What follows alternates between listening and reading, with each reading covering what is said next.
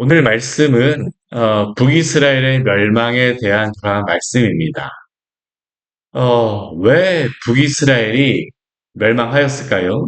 오늘 말씀은 단순히 북이스라엘 멸망뿐만 아니라 남유다도 사실은 그들이 멸망하게 된 이유를 정리하여서 말씀하고 있는 게 바로 오늘 말씀이죠.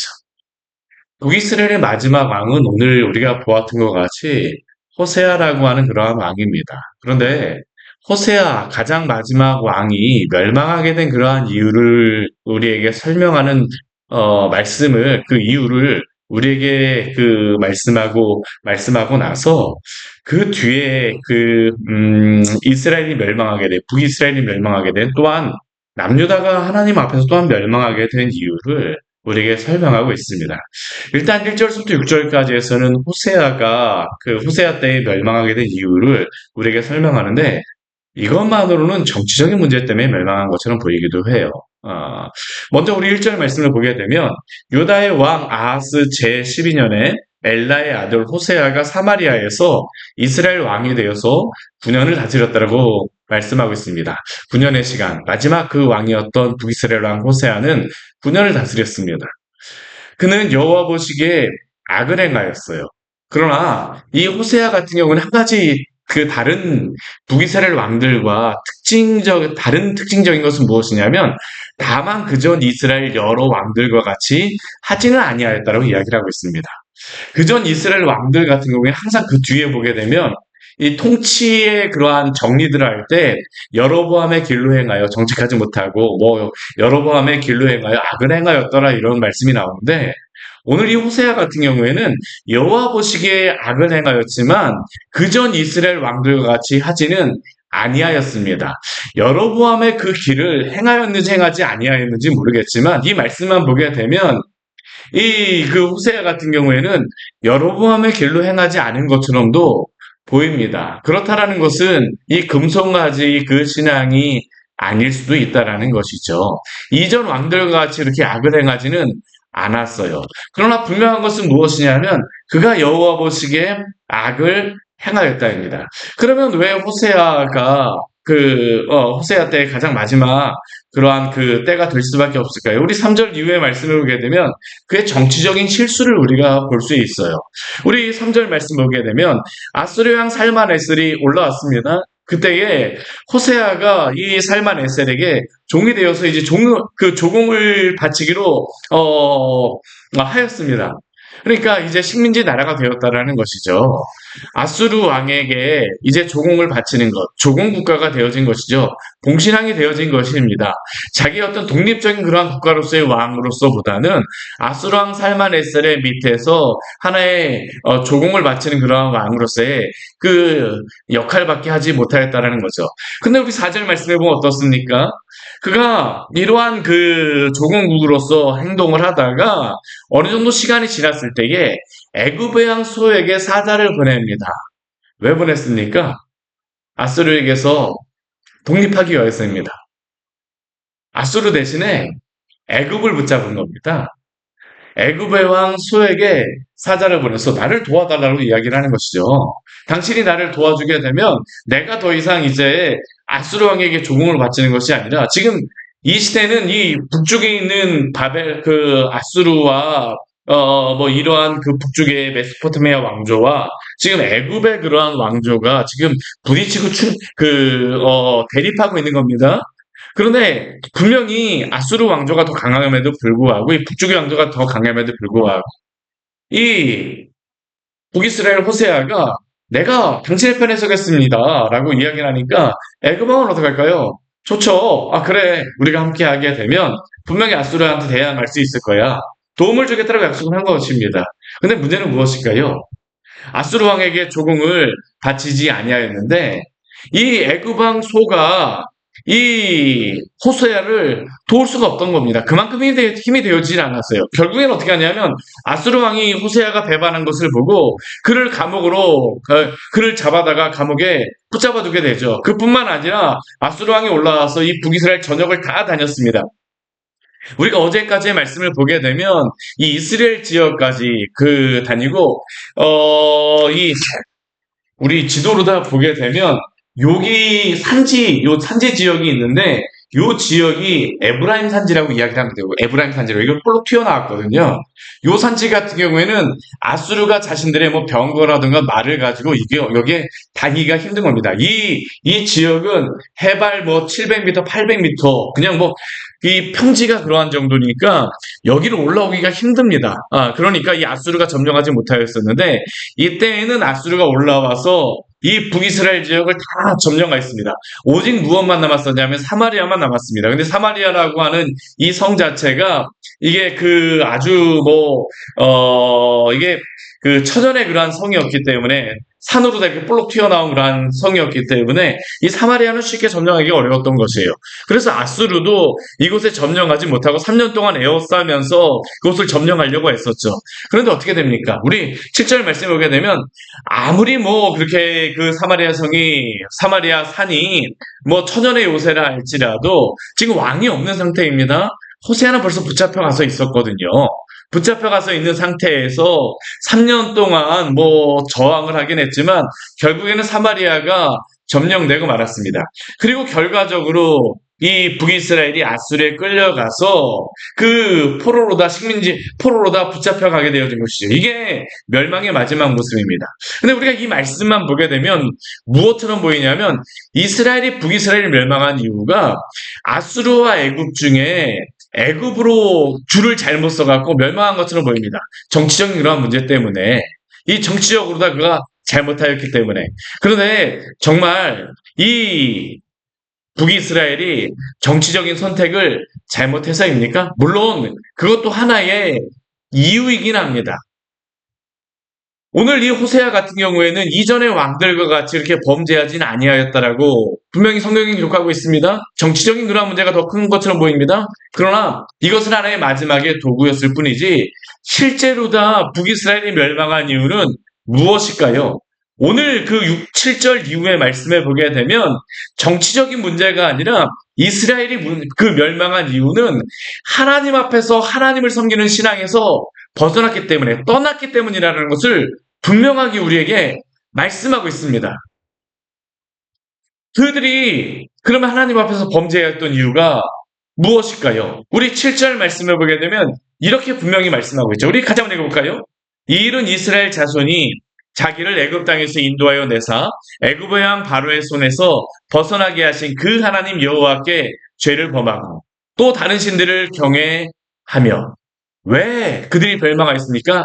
이 일은, 그들이 멸망한 그러한 일은 애굽에게 줄을 섰고 그 잘못된 정치적인 선택을 하였기 때문이 아니라, 하나님이 분명히 말씀하시는 이유는 무엇입니까? 이스라엘 자손이 아수르든 애굽이든지 간에 상관이 없습니다. 그들이 정말로 잘못한 것은 아수르냐 애굽이냐가 아니라, 자기를 애굽 땅에서 인도하여 내셔서 구원하신 하나님을 떠나서 하나님께 범죄하고 다른 신들을 경외하기 때문이라고 말씀을 하고 있죠. 그들은 어떻게 살아갔습니까? 우리 8절 말씀을 보게 되면, 여호와께서 이스라엘 자손 앞에서 쫓아내신 이방 사람의 규례와 이스라엘 여러 왕들이 세운 율례를 행하였다라고 말씀하고 있죠. 하나님의 말씀을 따라서 가나안 땅에 살기보다는, 이스라엘 땅에 살기보다는 누구의 말을 따라 살아갔습니까? 여러 그지역, 여러 나라들, 여러 민족들의 율례들, 종교들, 우상들, 그리고 이전에 이스라엘의 여러 왕들이 세운 잘못된 그러한 율례들, 한마디로 이야기하게 되면 여로보암이 범죄하였던 그 죄를 따라갔다라는 겁니다.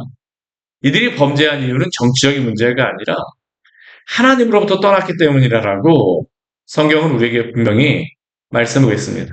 오늘날도 그렇습니다. 우리는 우리의 삶 가운데에서 많은 그러한 이유들에 대해서 이야기하지만, 그러나 진정한 문제는 무엇입니까?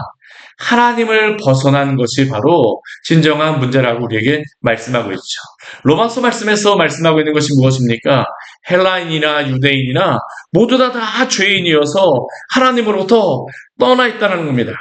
구원받을 수 있는 유일한 방법은 하나님인데 하나님만이 유일한 생명의 주이며 생명 그 구원자이심에도 불구하고 하나님을 떠나서 주 예수 그리스도를 떠나서 주 예수 그리스도를 믿지 않음으로 말미암아 그 죄의 길에서 멸망을 받았다라는 것이 바로 이 세상 사람들이 처한 그러한 상황입니다. 그런데 이 세상 사람들이 추구하는 것은 무엇입니까? 하나님을 추구하거나 그 예수 그리스도를 믿는 것이 아니라 여전히 이 세상에 다른 그러한 것들을 추구하죠.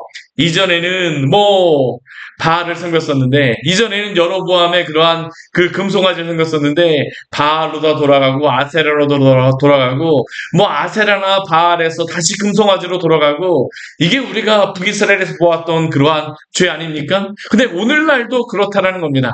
하나님이 아니고 다른 것으로, 이전에는 내가 물질을 추구했지만 이제는 더 행복하게 위해서 다른 것을 추구하고 다른 것을 추구하고. 근데 하나님께서 말씀하시는 것은 무엇입니까? 하나님으로부터 떠난 것이 바로 진정한 문제라고 오늘 말씀에서 알려주고 계시죠.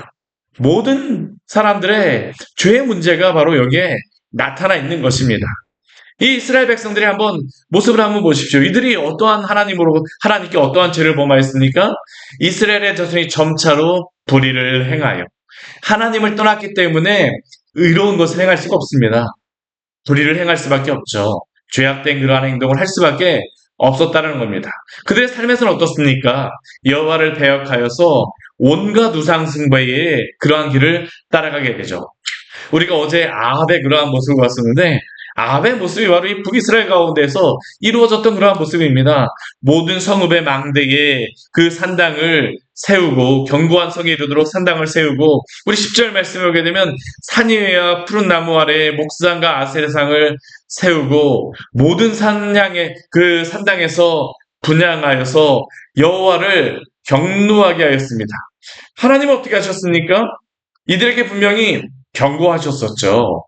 우상을 섬길 때에 하나님께서는 그들에게 행하지 말라라고 말씀하셨었습니다. 누구를 통해서 이런 말씀들을 하셨을까요? 우리 13절 말씀해 보게 되면 이렇게 말씀합니다. 우리 13절 말씀 같이 한번 읽어볼까요? 여호와께서 각 선지자와 각 선견자를 통하여 이스라엘과 유다에게 지정하여 이르시기를, 너희는 돌이켜 너희 악한 길에서 떠나 나의 명령과 율례를 지키되 내가 너희 조상들에게 명령하고 내 종 선지자들을 통하여 너희에게 전한 모든 율법대로 행하라 하셨으나. 하나님께서는 선지자들을 보내셨습니다. 우리가 열왕기 상과 열왕기 하에서 이게 굉장히 특징적인 게 무엇이었습니까? 이 북이스라엘 왕들의 역사보다는 우리가 이 열왕기 상과 열왕기 하에 말씀을 보게 되면 엘리야와 엘리사의 말씀이 굉장히 오랜 시간 동안 나왔었죠. 17장 이후, 열왕기상 17장 이후서부터 우리 앞에 13장까지 엘리야와 엘리사의 말씀이 계속적으로 나왔습니다. 북이스라엘 왕들의 그러한 이야기는 오히려 하나의 곁다리처럼 나오고, 엘리야와 엘리사를 우리에게 그 열왕기상 말씀에서 우리에게 보여주었었죠. 왜 그랬습니까? 이 선지자를 통하여서 북이스라엘 왕들에게 또한 여러 백성들에게 이야기하고 있는 겁니다. 너희가 하나님으로부터 떠나 있다. 하나님께로 돌아오라. 바알의 선지자를 400명씩이나 승리하게 하시는 그 놀라운 것들, 엘리야와 엘리사를 통해서 온갖 이적과 기적을 행하셨음에도 불구하고 하나님만의 참신이라는 것을 보여주시고 증명하셨음에도 불구하고 그들은 하나님의 말씀을 듣지 아니하였습니다. 대신 그들은 어떻게 합니까? 우리 14절 말씀에 보게 되면 그들의 특징을 무엇으로 이야기하냐 하면, 듣지 아니하고 그들의 목을 곧게 하여, 그들의 하나님 여호와를 믿지 아니하던 그들의 조상의 목같이 하여. 이스라엘 백성의 그러한 특징을 목이 곧다라고 이야기하지 않습니까? 교만하죠. 꼭 같아여서 하나님 말씀 앞에 겸손하진 않습니다. 듣질 않습니다. 듣기 싫어. 왜 그런 이야기를 또 하세요? 그들은 듣지 아니었던 것이죠. 하나님 앞에 돌아오라고 말씀하였음에도 불구하고 그들은 그 말씀을 나를 억압하고 나를 힘들게 하는 그러한 말씀으로 그들은 받아들였습니다. 순종하지 않았습니다. 결국 그들의 결과는 무엇입니까? 우리 15절 말씀에 보게 되면 우상 숭배를 하는 그러한 사람들의 특징에 대하여서 이렇게 말합니다. 여호와의 율례와 여호와께서 그들의 조상들과 더불어 세우신 언약과 경계하신 말씀을 버리고 허무한 것을 뒤따라 허망하여졌다라고 이야기를 하죠. 우리가 성경 말씀을 보게 되면 허무하다, 허망하다라는 그러한 말씀이 우상 숭배와 관련해서 굉장히 많이 나옵니다. 시편이라든가 우리 오늘 말씀에도 나오지만 우상을 섬기게 되면 허망하여진다라고 이야기합니다. 허무해진다라고 이야기합니다. 이 허무하다라는 의미가 무엇일까요? 우리가 전도서 말씀을 보게 되면 헛되고 헛되니 모든 것이 헛되도다라고 이야기를 하잖아요. 이게 바로 동일한 단어입니다. 이게 헤벨이라고 하는 단어인데 의미상에서는 이게 증기, 허무한 것이라는 의미입니다. 우상을 따라서 숨기게 되면 숨과 같이 호흡과 같이 사라져버린다라는 것이죠. 이 의미는 무엇이겠습니까? 하나님만이 참된 실제이며 다른 모든 것들은 다 사라져버릴 안개와 같다라는 겁니다. 이들은 이 세상의 많은 우상을 섬김으로 이 세상의 많은 것들을 따라서 내 눈에 보이는 것, 나에게 짜릿하게 다가오는 것, 그러한 것들을 추구하고 따라갔지만 그 모든 것들은 다 사라져버릴 것이라는 겁니다. 허무한 것을 따라서 숨과 같은 안개와 같은 것을 따라서 결국에는 희망하여지고 사라져버리는 그러한 존재가 되었다는 겁니다. 우리가 우상을 섬기게 되면 하나님 아닌 다른 것들을 섬기게 되면 결국 다다르는 것이 무엇일까요? 아무것도 아닌 것과 같이 정말 허무해지지 않습니까? 그 마지막에 보게 되면 아무것도 안 남았다라는 게 바로 죄악을 범한 사람들의 공통적인 그러한 그 고백이죠. 아무것도 남아있지 않다. 우리가 죽음을 앞두고 있을 때에 그것을 알고 있지 않습니까? 보게 되지 않습니까? 우리가 죽을 때 무엇을 가져갈 수 있을까요? 아무것도 가져가지 못합니다. 하나님 앞에 설 때에 아무것도 가져가지 못합니다. 하나님 앞에 설 때에 남아있는 것만이 참된 실제인데 우리는 이 세상 가운데서 하나님을 추구하는 것이 아니라 사라져버릴 허무한 것만 추구하였다는 게 바로 오늘 말씀에서 우리에게 말씀하고 있는 것이죠. 그러나 그들은 어떻게 합니까?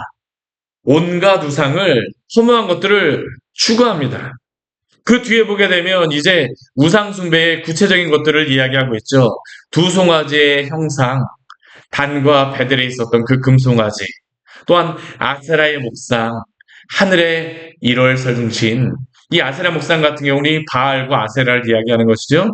하늘의 1월 성신 같은 경우는 이 바벨론이라든가 이 메소포타미아에서 섬겼던 그러한 신들이 해신, 달신들입니다. 하늘의 1월 성신들, 또한 바알, 우리 17절 말씀을 보게 되면 자기 자녀를 불 가운데로 지나가게 하며 암몬과 모압의 몰렉과 그모스를 이야기하는 겁니다. 온갖 복술과 사술, 점치고 뭐 여러 가지 마술의 행위들을 하는 것들, 유다 지파는 다릅니까? 그렇지 않습니다. 우리 18절 말씀을 보게 되면 여호와께서 이스라엘에게 심히 노하사 그의 앞에서 제거하시니 오직 유다 지파에는 남은 자가 없다라고 말씀하시지만 우리 19절 말씀을 보게 되면 그 유다 지파가 남은 것도 은혜입니다. 우리 19절 말씀 같이 한번 읽어볼까요? 유다도 그들의 하나님 여호와의 명령을 지키지 아니하고 이스라엘 사람들이 만든 관습을 행하였으므로 결국 이스라엘이든 유다든 하나님 앞에서 범죄하였다라는 것이죠. 결국 이 동일한 죄 때문에 그 남유다도 멸망하게 되어집니다. 하나님 아닌 그러한 것을 추구하다가 멸망하게 되어지죠. 그리고 그 결과는 무엇입니까? 여호와께서 이스라엘 온 족속을 버리사 괴롭게 하시며 노략군의 손에 넘기게 하시고 마침내 그의 앞에서 쫓아내셨다라고 말씀합니다. 근데 이 말씀이 쫓아내셨다라고 하는 말씀이 어디에도 나와 있냐 하면 우리가 가나안 백성들에게서 이 말씀들을 사용합니다. 이 땅이 내친다라고 이야기를 하거든요. 이스라엘 백성들이 왜 멸망하였을까요? 가나안 땅에서 하나님이 주신 이스라엘 땅에서 가나안 백성과 같이 되어버린 것입니다. 하나님을 섬기라고 주신 그 약속의 땅에서 하나님의 백성으로 살아가는 게 아니라 가나안 백성으로 살아갔기 때문에 그 땅에서 쫓겨나게 되어지죠. 이게 바로 이들의 죄악이었습니다. 오늘 우리 20절 말씀에 보게 되면 마침내 그의 앞에서 쫓아내어졌다라고 말씀하시고 23절 말씀에도 보게 되면 그의 종 모든 선지자를 통하여 하신 말씀대로 드디어 이스라엘을 그 앞에서 내쫓으셨다라고 말씀하십니다. 우리가 이 말씀을 보면서 하나님이 이렇게 하셨다라고 말할 수가 없죠. 왜 그렇습니까? 하나님께서 이렇게 되면 하나님의 분명한 징계가 있고 심판이 있을 것이다라고 말씀하신 그 경고의 말씀에 따라서 이렇게 되어졌다는 것이지 그들이 이렇게 죄를 범하도록 하나님께서 하신 것이 아니면 누가 죄를 범하였습니까? 이들이 범하였습니다. 이들의 문제는 무엇입니까? 그 자리에서 회개하지 않고 주께로 돌아오지 않음으로 말미암아 이렇게 되었다라는 것이 바로 오늘 말씀에서 우리에게 알려주는 말씀이죠. 오늘도 성경 우리에게 말씀합니다. 우리가 죄악의 길로 가면 그 결과는 무엇이겠습니까? 하나님의 심판이 있을 수밖에 없다라고 우리에게 말씀하고 있습니다. 물론 예수 그리스도를 믿음으로 말미암아 우리는 구원을 받습니다. 그러나 참된 구원의 성도는 하나님의 말씀을 따라서 살 수밖에 없으니 열매가 반드시 드러납니다. 만약 그 열매를 맺지 못하였다면 하나님의 백성이 아니었다라는 것이죠. 오늘 이스라엘 백성들이 여기에서 하나님께서 말씀하시는 것은 무엇입니까? 겉으로는 이스라엘 백성으로 보였을지 모르지만 그들이 하나님의 백성일 수가 없었다라는 것입니다. 하나님의 말씀을 따르지 않았다라는 것이죠. 오늘 말씀을 통해서 우리에게 경고하셨습니다. 하나님의 말씀을 따라서 오늘도 순종하시기를 축원합니다. 하나님의 백성은 하나님의 말씀을 사랑함으로 살아가게 되어집니다.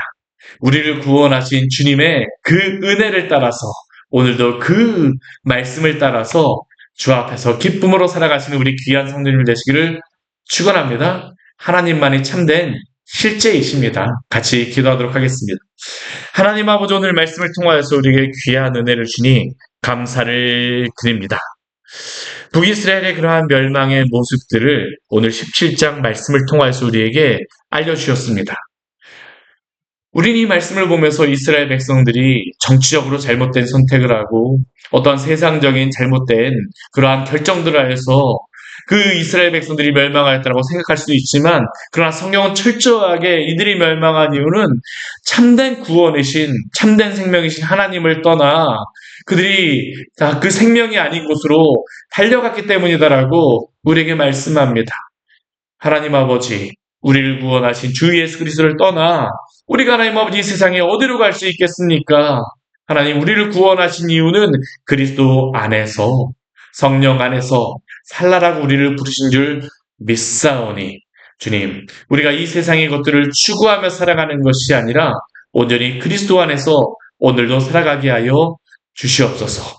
우리가 그리스도를 알고 그리스도를 믿었기 때문에 그리스도 안에서 구원을 받았기 때문에 이 세상 가운데 살아갈 때에도 그리스도를 통하여 구원받은 백성답게 살게 하여 주시고 주님의 그러한 복된 성도로서 오늘도 복음의 통도로서의 그러한 역할을 할 수 있도록 저희를 사용하여 주시옵소서. 예수님 이름으로 기도드립니다. 아멘. 오늘 말씀 같이 기억하시면서 기도하며 나가도록 하겠습니다.